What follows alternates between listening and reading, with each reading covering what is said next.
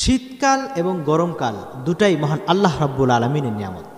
কিন্তু শীতের তীব্রতা, গরমের তীব্রতা কেন বেড়ে যায় সেই কারণ রাসূলুল্লাহ সাল্লাল্লাহু আলাইহি ওয়াসাল্লাম উল্লেখ করেছেন।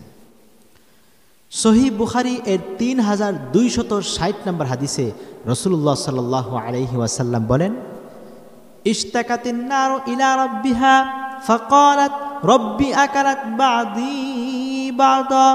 জাহান্নাম রবের কাছে ফরিয়াদ করে বলে, ইয়া রব্বাল আলামিন, আমার এক অংশ আরেক অংশকে খেয়ে ফেলছে।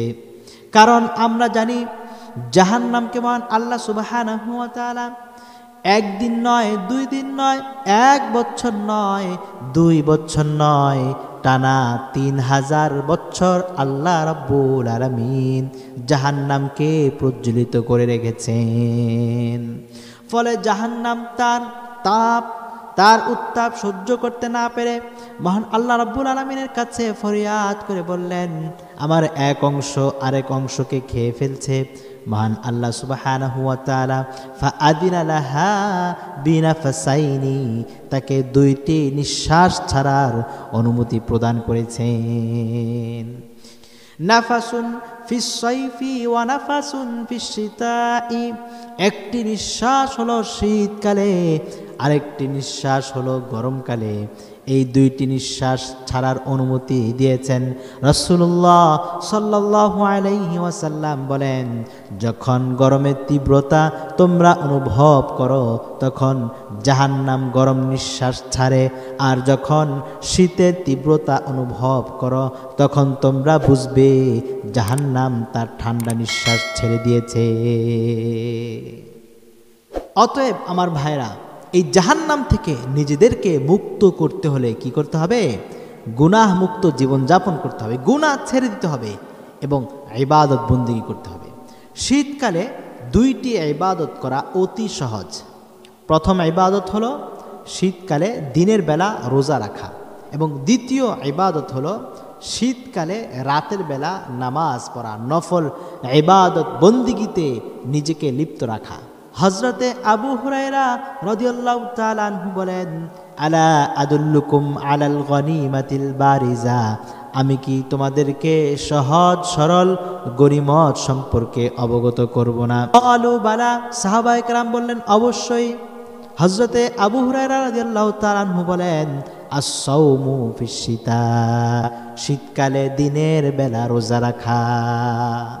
শীতকালে দিনের বেলা রোজা রাখাটা অতি সহজ, যেহেতু দিবস একেবারে ছোট হয়ে থাকে, যার কারণে ক্লান্তি অনুভব হয় না, ঘর্মাক্ত হয় না, ঘাম ঝরে না, তৃষ্ণা লাগে না, পিপাসা লাগে না।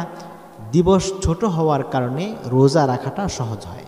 আর রাতের বেলা ইবাদত করাটাও সহজ হয়ে যায়, কারণ রাত দীর্ঘ হয়। দীর্ঘ রাত থাকার কারণে আধা ঘন্টা 1 ঘন্টা নামাজ পড়লে, তাসবিহ তাহলিল কোরআন তেলাওয়াত করলেও ঘুমের কোনো ঘাটতি হয় না। নাসাই শরীফের 2408 নম্বর হাদিসে রাসূলুল্লাহ সাল্লাল্লাহু আলাইহি ওয়াসাল্লাম বলেন, শাহরুস সাবরি ওয়া থালাথাতু আইয়ামিন মিন কুল্লি শাহরিন সাওমুদ দাহরি, যে ব্যক্তি রমজানের রোজা রাখবে এবং প্রত্যেক মাসে 13, 14, 15 তারিখে অর্থাৎ আইয়ামে 20 এর রোজাগুলো রাখবে, মহান আল্লাহ সুবহানাহু ওয়া তাআলা পুরো বছর রোজা রাখার সওয়াব তার আমল নামায় দিয়ে দিবেন। সুবহানাল্লাহ। প্রত্যেক আরবি মাসের 13, 14, 15 তারিখে রোজা রাখা, এটাকে বলা হয় আইয়ামে 20। এমনইভাবে প্রত্যেক সপ্তাহে 2টি রোজা রাখা, এটাও সুন্নাহ।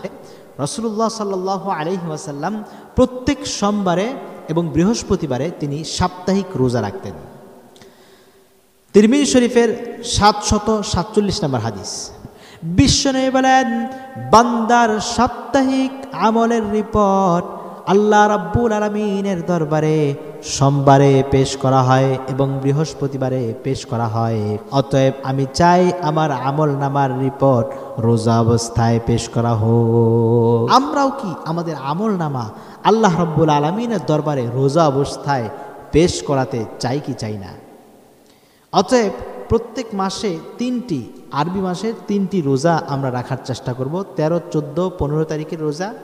এমনিভাবে প্রত্যেক সপ্তাহে সাপ্তাহিক 2টি রোজা রাখার চেষ্টা করব ইনশাআল্লাহ।